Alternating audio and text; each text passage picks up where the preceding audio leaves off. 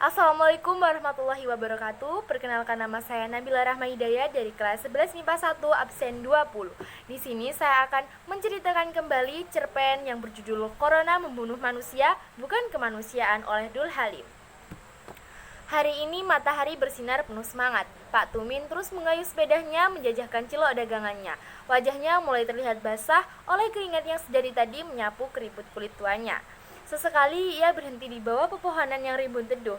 Ketika itu mengecek panci dagangannya yang masih penuh dan belum satu pun laku terjual.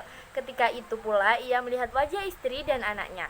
Ia menyeka keringat dengan handuk yang ia gantungkan di lehernya lalu kembali menggayuh sepedanya. Desa demi desa ia singgahi, setiap desa terlihat sama karena berdiri posko-posko COVID-19 di setiap perbatasannya. Mengingat memang sedang marak dan merebaknya virus yang berhasil mengunyang dunia akhir-akhir ini, pada setiap pintu masuk desa, orang yang baru diwajibkan melapor dan bahkan bisa berujung larangan masuk.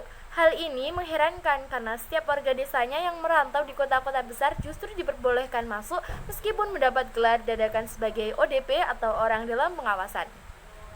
Lantas kenapa orang-orang yang jelas memiliki riwayat bepergian jauh seperti rantauan tersebut justru boleh-boleh saja masuk, sementara para pedagang keliling yang mungkin berasal dari beberapa desa tetangga justru banyak yang mendapat penolakan atau mungkin kesulitan untuk masuk karena jalannya dipagari rentetan bambu sedang atau besar yang memblokade jalan. Rasa lelahnya tidak boleh sia-sia, ia harus pulang dengan membawa rupiah. Hanya itu yang ada dalam benak Pak Tumin. Tapi sayang, raga rentannya justru tak sepaham dengan inginnya. Kakinya mulai lelah menggayuh, ia berhenti di sebuah warung kopi kecil pinggir jalan. Punten Bu, ngiring cali. Nggih, Pak, monggo. Perutnya yang belum terisi dari pagi sedikit memprotes keberadaannya. Ia bingung mengingat belum sepeser pun uang yang ia dapat. Mata sayunya sesekali melirik hamparan ubi goreng dan aneka gorengan lainnya. Tapi apa daya, ia harus mengubur dalam rasa inginnya itu. Melihat gelagat Pak Tumin seperti itu, si ibu pemilik warung tersebut mengerti dan merasa iba. Pak, silahkan ambil saja, Pak. Terima kasih Bu, saya hanya numpang duduk saja. Karena merasa malu, tak beberapa lama kemudian Pak Tumin pamit. Ibu, terima kasih. Tunggu dulu, Pak. Ini saya bungkuskan beberapa gorengan untuk Bapak. Tapi Bu, saya tidak punya uang. Dagangan saya belum laku sama sekali. Tidak usah, Pak. Saya ikhlas. Ini buat Bapak di jalan. Saya tahu Bapak lapar. Dari tadi saya tidak sengaja mendengar suara perut Bapak. Hehe. Terima kasih, Bu. Terima kasih. Sama-sama, Pak. Kalau begitu saya pamit, Bu. Wajah Pak Tumin sedikit sumringah melihat beberapa gorengan yang dibungkus koran tersebut. Sebenarnya bisa saja ia memakan dagangannya sendiri untuk sekedar memuaskan rasa laparnya. Tapi ia berpikir bahwa jika cilok-cilok itu berhasil ditukar dengan uang, maka ia bisa merasakan rasa kenyang dan rasa bahagia itu bersama anak dan istrinya juga. Tak jauh kemudian ia berhenti untuk menyantap gorengan pemberian tadi. Ternyata di dunia ini masih ada orang-orang yang baik pikirannya. Ia kembali menyetandarkan sepedanya, lalu duduk di pinggir jalan.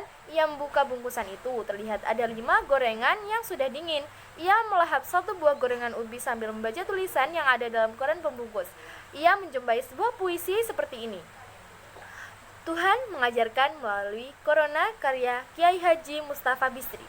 Vatikan sepi, Yerusalem sepi, tembok ratapan dipagari. Paskah tak pasti, Ka'bah tutup. Sholat Jumat dirumahkan, umroh batal, sholat raweh Ramadan mungkin juga bakal sepi. Corona datang seolah-olah membawa pesan bahwa ritual itu rapuh, bahwa hura-hura atas nama Tuhan itu semu, bahwa simbol dan upacara itu banyak yang hanya menjadi topeng dan komoditi dagang saja. Ketika Corona datang, engkau dipaksa mencari Tuhan bukan di Basilika Santo Petrus, bukan di Ka'bah, bukan di dalam gereja, bukan di masjid, bukan di mimbar khutbah, bukan di majelis taklim, bukan dalam misa minggu, bukan dalam sholat Jumat, melainkan pada kesendirianmu, pada mulutmu yang terkunci, pada hakikat yang senyap, pada keheningan yang bermakna.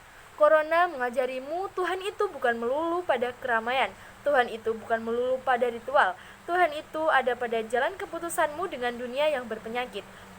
Corona memurnikan agama, bahwa tidak ada yang boleh tersisa, kecuali Tuhan itu sendiri. Tidak ada lagi indoktrinasi yang menjajah nalar, tidak ada lagi sorak-sorai memperdagangkan nama Tuhan. Datangi, temui dan kenali Dia dalam relung jiwa dan hati nuranimu sendiri. Temukan Dia di saat yang teduh di mana engkau hanya sendiri bersamanya. Sesungguhnya kerajaan Tuhan ada dalam dirimu.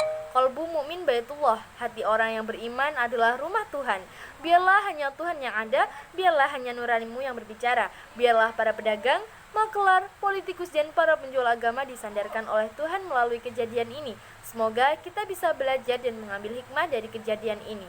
Surabaya, 22 Maret 2020. Bergetar hatinya membaca sebuah pena seorang Gusmus. Benar memang dengan adanya virus ini, kesombongan manusia menunduk. Semua orang sibuk bukan hanya dengan dirinya sendiri, tapi untuk diri orang lain. Beberapa waktu lalu tersiar kabar ada jenazah yang tidak diterima di desanya. Jenazah dan beberapa petugas dilempari dengan batu atau apapun itu. Miris memang, di saat seperti ini kemanusiaan seharusnya menjadi tangan Tuhan, bukan hakim kemanusiaan. Pak Tumin sampai-sampai tak sadar bahwa satu buah gorengan ubi sudah habis di lahapnya. Ia hendak mengambil lagi gorengannya, tapi ia teringat anak dan istrinya yang ada di rumah.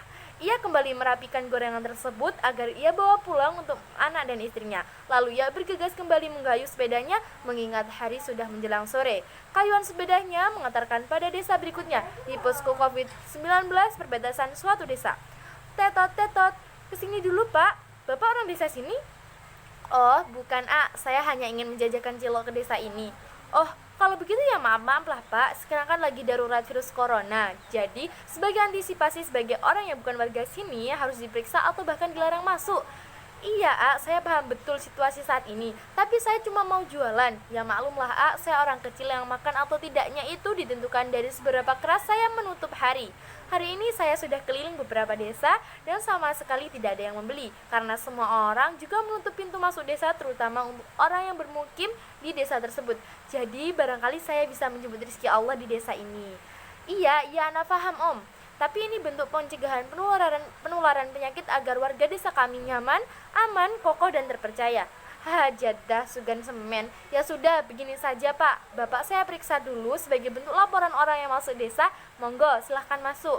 Oh iya Stop pak. Menurut buku yang saya baca, salah satu gejala penyakit ini adalah batuk. Jadi sudah cukup, bapak tidak perlu melapor, sebaiknya bapak jualan di desa lain saja. Maaf pak, kami tidak mau mengambil resiko. Tapi saya sehat-sehat saja Iya, tapi kan ada beberapa orang positif corona tanpa gejala. Sudahlah pak, tolong hargai kami tidak mau kecolongan, kan kita tidak tahu. Waduh Mang, kalau begini caranya, pedagang kayak saya tidak bisa makan setiap hari. Di rumah, anak dan istri saya menunggu saya pulang membawa beberapa rupiah untuk bertahan hidup. Bapak ini ngomong apa sih? Kayak yang tidak percaya Allah saja. Nih Pak, saya beritahu, yang namanya orang hidup itu pasti diberi rezeki sama yang Maha Kuasa. Jadi Bapak tidak usah khawatir.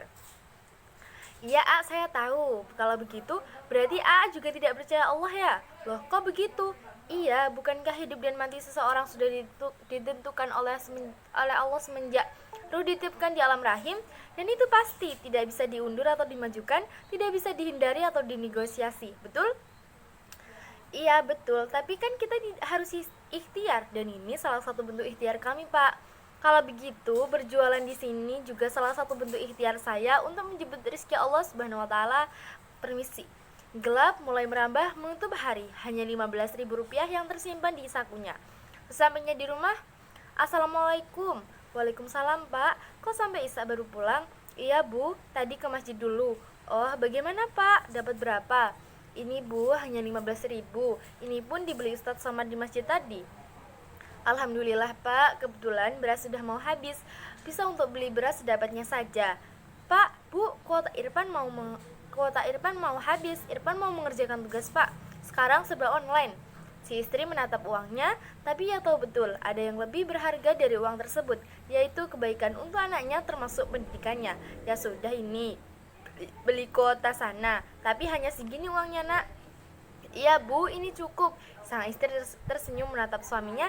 Tidak apa-apa, besok biar Irfan saja yang makan. Sang suami menangis terseduh mencaci ketidakmampuannya. Pak, insya Allah ada rezeki untuk besok. Nah, itu tadi cerpen yang bisa Nabila bacakan. Nah, teman-teman bisa ambil beberapa nilai yang ada dalam cerpen tersebut. Salah satunya ialah kita itu harus bekerja keras, rajin, dan tidak lupa untuk selalu berdoa. Nah, Nah, teman-teman, nilai-nilai yang bisa diambil dari cerpen tersebut yaitu kita itu harus rajin, bekerja keras, pantang menyerah, dan yang terakhir ini harus selalu berdoa kepada Allah Subhanahu wa taala karena apapun itu takdirnya, itu yang menentukan adalah Allah Subhanahu wa taala. Nah, jangan lupa tetap atuhi protokol kesehatan karena dalam masa pandemi saat ini kita tidak ada yang tahu siapa saja yang terjangkit penyakit COVID-19.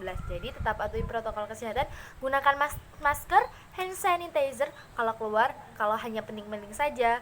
Nah, mohon maaf bila ada kesalahan pembacaan atau kata. Wassalamualaikum warahmatullahi wabarakatuh.